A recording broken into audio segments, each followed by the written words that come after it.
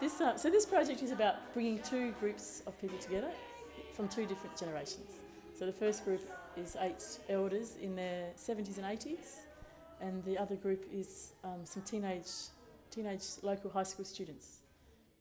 The students from Euroa, and there's like about 7 of us or something, with I think about the same amount of elders who from the community, and they've talked about their experiences and stuff in relation to questions that the students, as like we the students, made up. The students have also been telling the elderly what they have been doing and what the latest goss is.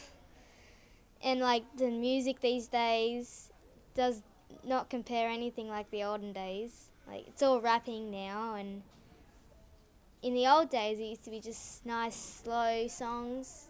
I asked them to imagine what it would be like to be an 80-year-old in the body of an 80-year-old, what it would feel like to wake up in the morning, and what activities you do and how you'd spend your time.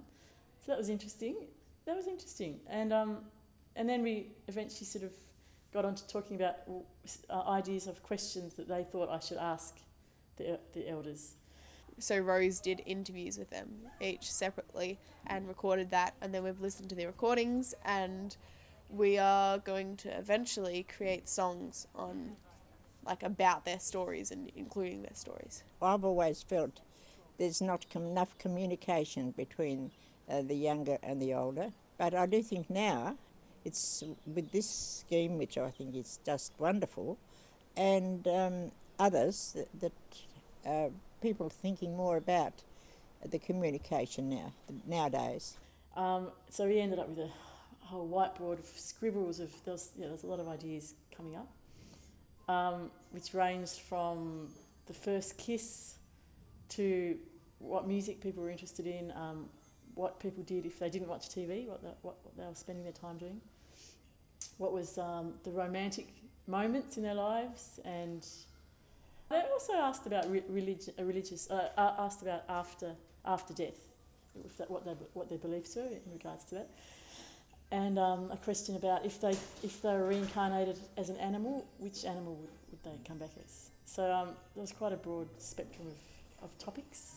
Well, 2 people selected birds, which I suppose is quite a, I don't know, maybe obvious choice for me, but maybe that was just really what they thought because of like the freedom thing and flying, and because some of our questions were about rebellion and love and what it was like then, and kind of how a lot of it I suppose was different on like a fairly shallow level, just like the fact that the times were different and everything, but the stories in a way did sound kind of similar to like what you'd feel now and stuff.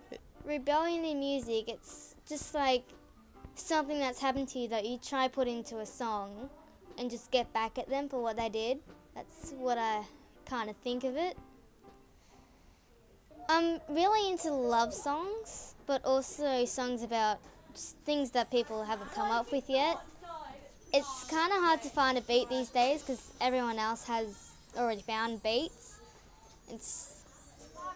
For me, it's kind of hard to figure out a song that hasn't already got the same tune to another song. So I took all the ideas to the elders, and it was the first time I met them, so we all had a casual cup of tea, and just seeing each other for the first time was kind of interesting, and making sure that they understood what the project was about. A man, Max, he talked about being a animal from the bush. I had thought about that a bit because I found some little instruments to that kind of sounded like the bush, like this clicking thingy, and that, I don't know, just reminded me of it. I guess like cicadas maybe, yeah. I think that's more of a subconscious thing that we all kind of played the environment as opposed to the actual animal, because the actual animal would be too obvious. One of the stories was how this woman had, like, when they would be in trouble, they'd get sent to the bathroom, I think, because it was the only room that could be locked in or like closed or something, but then they kept the big sack or tub of sugar in there, and so she'd go and be sent like to the bathroom, and she'd be in there, and then she'd just eat like handfuls of sugar, and I thought that was pretty funny. But she did say that she'd come back as a monkey, and that's very very related to her stories of rebellion, of eating the sugar, and I don't know, I can't remember the other ones, but they were similar to that, these little kind of cheeky things, which is definitely a monkey personality. Everyone has a story about singing in their lives that even if they didn't all sing in the shower, they sing somewhere, or they've had, I guess it opens up a whole big question about music, the place of music in people's lives, and what role that has played, how important that is for people. Music is such an essential part of perhaps even beginning from kindergarten or prior to that. Mum singing to the kids when they're small. So that's sort of now become the beginning of talking about singing. When do they sing in their lives, and what does that mean to them? Also, what they sing or rap about is rebellious, and sometimes they're just rebellious because they're talking about their lives or something, and that was kind of how they grew up or something. But it's also because sometimes they're just trying to be rebellious, and because that's kind of a cool thing now, I guess.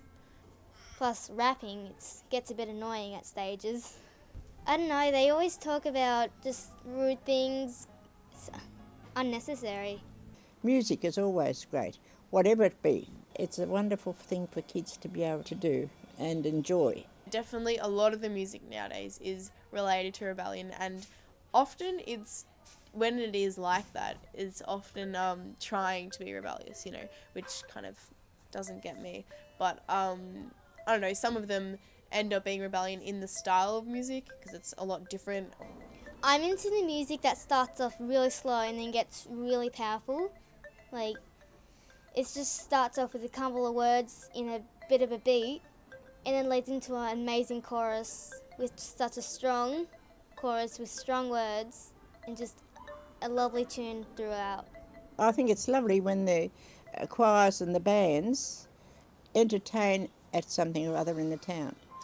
But they have to intermingle a little bit more and appreciate, the oldies have to appreciate what the young ones are doing, and the young ones have to appreciate that the others are old, even if they can intermingle with the old-time songs and modern.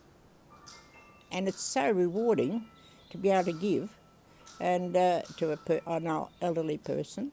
I think the elders got a lot from it, from remembering the memories for one, but also being able to share them, and for us wanting to hear them. We've been creating a soundscape.